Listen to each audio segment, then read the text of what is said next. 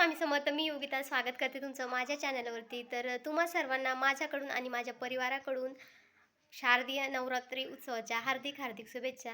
तर आता घरचं घट बसवायचं आहे अजून, तर आता मळ्याकडे बसवायला चाललेले आहे.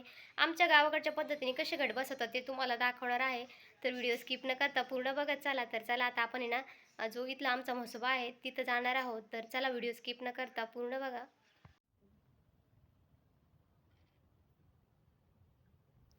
तर आमच्याकडे ना जेवढे देव असतील ना, म्हणजेच आपल्या शेताच्या कडाला किंवा गावात, म्हणजे जेवढे म्हणजे सगळेच नाही बरं का.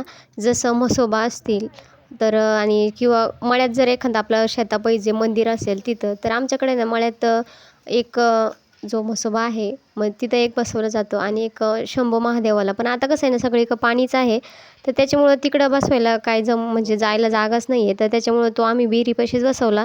आणि आता हा आहे ना, हा गावाशेजारचाच आमचा म्हसोबा आहे. तर तुम्ही बघा, इथं सर्व असे घट बसवलेले आहे. तर काही घटांमध्ये ना नारळ ठेवतात आणि काही घटांमध्ये ठेवत नाही. तर इथे आहे ना, जी शेतातली माती आहे आपल्या ती घ्यायची आहे. आता पाणी इथं जवळच चालू होतं नदीला, तिथूनच पाणी घेतलं, थोडेसे गहू टाकले. तर काही ठिकाणी ना सप्तधान्य टाकतात, म्हणजे गहू, ज्वारी, बाजरी, मका जे असेल ते आपलं सप्तधान्य. पण आमच्याकडं जशी पूर्वीपासून पद्धत चालत आलेली आहे ना, तीच इथं मी करण्याचा प्रयत्न करत होते. तर बघा, इथं छानच आहे ना, आता जी माती आहे ती आणली होती आपण इथं पूजेचं साहित्य तर आधीच आणलेलं होतं. आणि आमचा हा आहे ना, म्हणजे नवसाचा म्हसोबा आहे असं म्हणतात. तर इथं जो काही नवस केला तो बोलला जातो. तर आणि म्हणजे जो नवस बोलला तो पूर्ण होतो असं म्हणतात. आणि इथं आमच्या आहे ना, ज्या म्हणजे घरात जो अपत्य म्हणजे मुलगा म्हणून जन्माला येईल ना, त्याचं जावळ इथं काढलं जातं आणि जो बोकड वगैरे आहे तो कापला जातो. तर याच्या आधी मी व्हिडिओ शेअर केलेला आहे. तर असं म्हणजे ना, प्रत्येक गावची प्रथा वेगवेगळी असते. काही ठिकाणी आता इथे ना नागेलीचे पानं आणि जे आहे ते आणले होते. तर माझ्याकडनं काय झालं, नागेलीच्या पानाची मी माळ केली, पण जे घटात आहे ते ठेवण्यासाठी पानं माझ्याकडनं घरी राहिले. आणि संध्याकाळ झाली होती, तर इथं शेजारीचे ना मग आंब्याचं झाड होतं, तर ती पानं आणले. आता काही जण आंब्याची पानं वापरतात, तर काही जण नागेलीची पानं. जसं ज्याचं म्हणजे हे बघा, देव करण्यामागे ना, म्हणजे देव काय म्हणत नाही मला खूपच खर्च करा, हे करा. देव करण्यामागं फक्त श्रद्धा पाहिजे आणि आपलं मन पवित्र पाहिजे. मन पवित्र असेल ना, तर सर्व काही शक्य आहे. पण तुमच्या मनातच जर खूप काही असं साचलेलं असेल आणि तुम्ही खूप देव करता, तर त्याला काहीच अर्थ नाही आहे.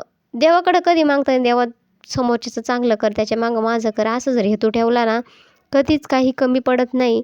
पण आजकाल कसं आहे माहिती आहे का, देवा आधी माझं चांगलं कर आणि मग बाकीच्यांचं कर. त्यामुळं कुठंतरी ना माणुसकी हरवत चाललेली आहे. आणि चला तर आता तुम्ही म्हणाल कायमच प्रवचन देते, तर कधी-कधी ना काही-काही माणसाचं वागणं आहे ना मनाला कधीतरी खटकतं. तर अशा पद्धतीने इथं मी पूजा करून घेत आहे. जे आपले नंतर आहे ना, इथं आहोने आंब्याचे पानं आणले होते, तर इथं पूजा करून घेतली. आणि तुम्हाला मी आधी सांगितलेलं आहे, देवाकडं आहे त्यात सुखी ठेव, बाकी काही मागायचं नाही. बाकी जैसी करणी वैसी भरणी, जो जसं वागेल ते तसं त्याला फेडावंच लागतं. तर इथं आता हळदी-कुंकू आणलेलं आहे. देवीसाठी ना विडा जो आहे तो तयार करतात. तर तर आमच्याकडं काही विडा वगैरे तयार करत नाही. फक्त जेवढं जे पूजेचं साहित्य असतं ते ठेवतात, हळदी-कुंकू लावतात आणि जसं आमच्याकडं म्हणजे पूर्वीपासून करत आलेले आहे, तशी मी इथं पूजा केलेली आहे. तर चला आता पटपट अशी पूजा करून घेऊया. आणि आजचा रंग होता सफेद. तर आज काही सफेद साडी घातली नाही. तर म्हटलं खरंच जरासं आहे ना, म्हणजे तब्येत पण बरी नव्हती. आणि खरंच तुम्हाला सांगते, ब्लॉगिंग करायची असेल तर म्हणजे ना माइंड पण एकदम फ्रेश लागतो. तेव्हा कुठंतरी ना हे कामं जे आहे ते वेळेवर होतात. आणि मग आहे ना, म्हटलं चला आज आहे ना, आणि सकाळी उठायला रविवार असल्यामुळे दुसऱ्या दिवशी ना उठायला उशीर झाला. मग शाळेची तयारी करायचं, हे करायचं, खूप वेळ लागतो. तर त्याच्यामुळं काय मग शक्यच झालं नाही. तर आता चला इथं जी पूजा आहे ती कशी करते तुम्हाला दाखवते.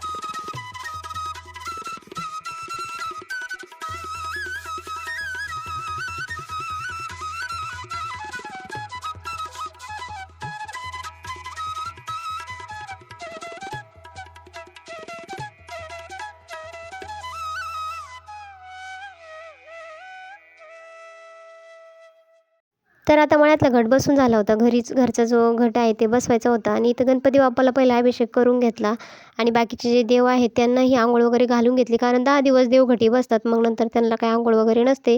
तर इथं गणपती बाप्पाला ना जे आहे ते अंघोळ घातली आणि छान असं त्यांना आहे ना जे आहे ते स्थानापन्न केलं आणि आमच्या गावाकडच्या पद्धतीने जशी पूजा मांडतात तशी नागलीच्या पानावरती देवांना जे आहे ते घटी बसवलं आणि छान अशी पूजा केली. तर आता इथं देवीची जी आरती आहे ना ती केली. आधी गणपती बाप्पाच्या आरतीपासूनच सुरुवात केली आणि सर्व जे देव आहे ते घटी बसवले. फक्त जे म्हणजे आजीबाबा असताना घडवलेले ते इथं बसवायचे नसतात.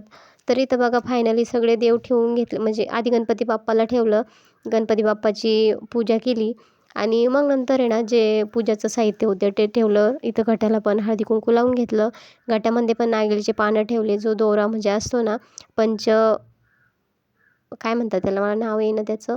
तर तो दोरा इथं जो आहे तो घटाला बांधला. तर याच्यात जर तुम्ही माळ केल्या तरी चालतात. पण आमच्याकडे कसं जो दोरा असतो ना सफेद त्यानं जे आहे ते घटाला माळ केली जाते. पहिल्या दिवशी जी नागेलीचे पानं आहे त्याचीच माळ असते आणि 10 दिवस मग तुमच्याकडे झेंडूचे, अजून तुळशीच्या पानाचं, जास्वंद असे जे जे म्हणजे पानं असतील ना त्याची करतात. तर काही ठिकाणी ना म्हणजे आता मोबाईलमुळं कसं जसं मोबाईलमध्ये सांगाल तसं जर करायला गेलं ना तर मग खूपच असं म्हणजे ना चलबिचलित होतं. प्रत्येक व्हिडिओ असतो कोणाचं बघावं, काय बघावं.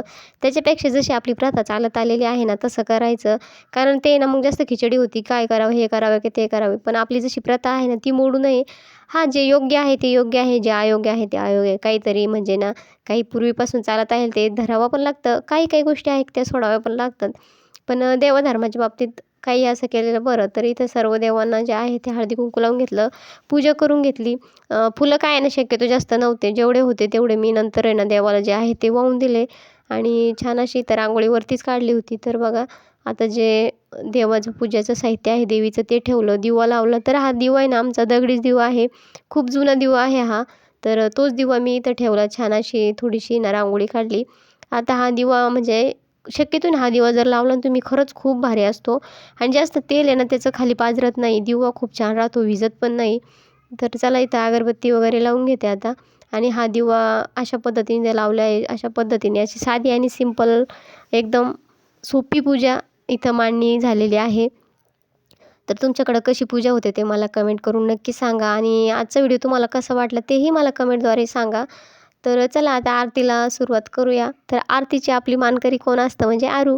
तर आरू आता आरती करणार आहे आणि इथं बघा छान असं देवाला फूल ठेवलेलं आहे. तर चला आता आरतीला सुरुवात करूया. करता दुकारता वार्ता विघ्नाची, नुरवी पूर्वी प्रेम कृपा दयाची, सर्वांगी सुंदर उठशेंदुराची, कंठे केवाळ मुक्ता फळाची. जय देव जय देव जय मंगलमूर्ती.